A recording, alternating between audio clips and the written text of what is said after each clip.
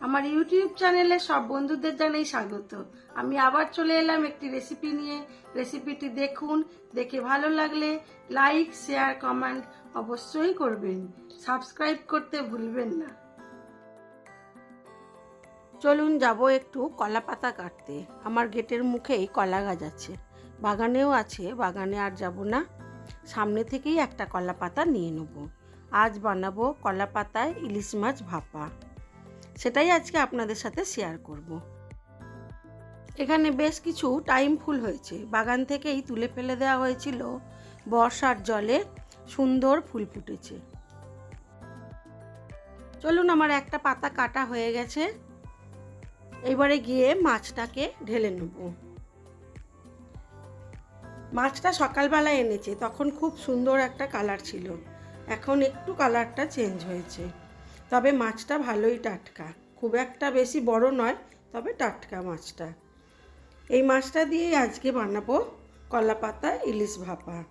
কয়েক পিস ভাজাও করব। ইলিশ মাছ মানেই মাছের তেল দিয়ে এক থালা গরম ভাত। প্রথমে বেশ কিছুটা নুন আর হলুদ কয়েক পিস মাছের মধ্যে মাখিয়ে বেশ কিছুক্ষণ রেখে দেবো।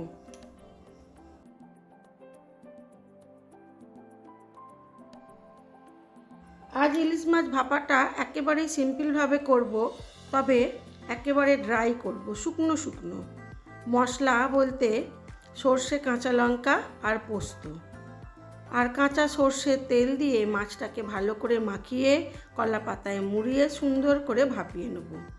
চলুন আমি কোন প্রসেসে করি সেটাই দেখাবো।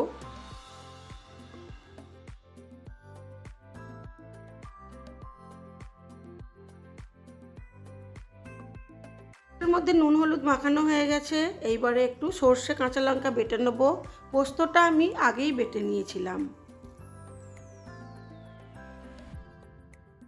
কলা পাতাগুলোকে খুব ভালো করে ধুয়ে নিয়েছি, ছোট ছোট করে কেটে নিয়েছি। কড়ার মধ্যে পাতাগুলোকে আগে সাজিয়ে দেবো।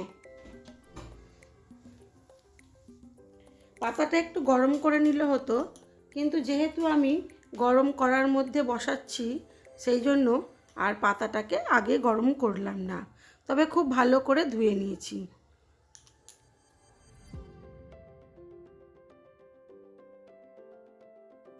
আমার মা কিন্তু এই কলা পাতা ইলিশ মাছ ভাপা বা পাতুরি যেটাই বলুন, সেটা কিন্তু খুব সুন্দর করে ছোট ছোট করে পাতা কেটে সাদা সুতো দিয়ে বেঁধে করতো।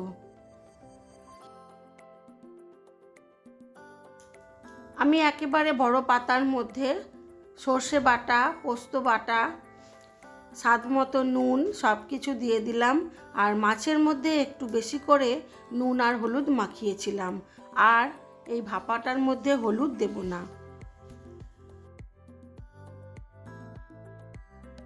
মশলার মধ্যে ইলিশ মাছগুলোকে ভালো করে ডুবিয়ে মাখিয়ে, মশলা পুরো ইলিশ মাছটা যাতে মশলায় মেখে যায় সেইভাবে মাখিয়ে নিয়ে এটা করব।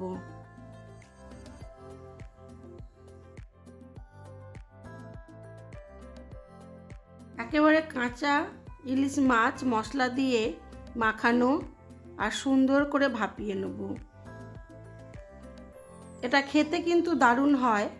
দিয়ে দিলাম পরিমাণ মতো সর্ষের তেল। সর্ষের তেলটা কিন্তু একটু বেশিই দিতে হবে। আমি না ওই মুড়োয় যে কানাচি থাকে, কানকো বা কানাচি আপনারা যেটাই বলুন না কেন, ওগুলো ঝোলে বা ভাপা খেতে আমার বেশ লাগে।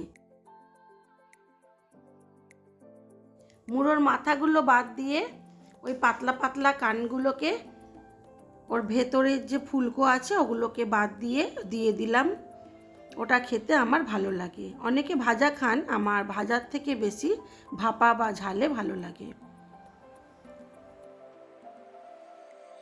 তারপরে ওপর থেকে আর একটা পাতা চাপা দিয়ে, ঢাকা চাপা দিয়ে কম আঁচে এটাকে বেশ কিছুক্ষণ হতে দিয়েছিলাম। এইবারে এটাকে আবার মাছগুলোকে একটু উল্টে দিলাম। এর মধ্যে একেবারেই আমি জল দিইনি, আপনারা চাইলে 1-2 কাপ জল দিতে পারেন। এবারে আবার ঢাকা চাপা দিয়ে বেশ কিছুক্ষণ হতে দেব, দিলেই হয়ে যাবে আমার কলা পাতায় কাঁচা ইলিশ ভাপা। এটা খেতে কিন্তু দুর্দান্ত লাগে। তারপরে দেখাই চলুন আমার আজকের লাঞ্চ মেনুতে কি ছিল।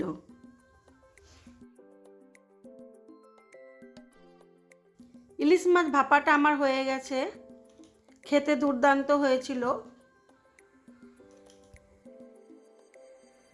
এবারে দেখাই আমার আজকের লাঞ্চ মেনুতে কি কি ছিল। আমার আজকের লাঞ্চ মেনুতে ছিল সাদা ভাত, কাঁচা লঙ্কা, পটল ভাজা, কাঁকরোল ভাজা, আর ছিল ইলিশ মাছ ভাজা, আর ছিল বিউলির ডাল, আর ছিল আলু পোস্ত।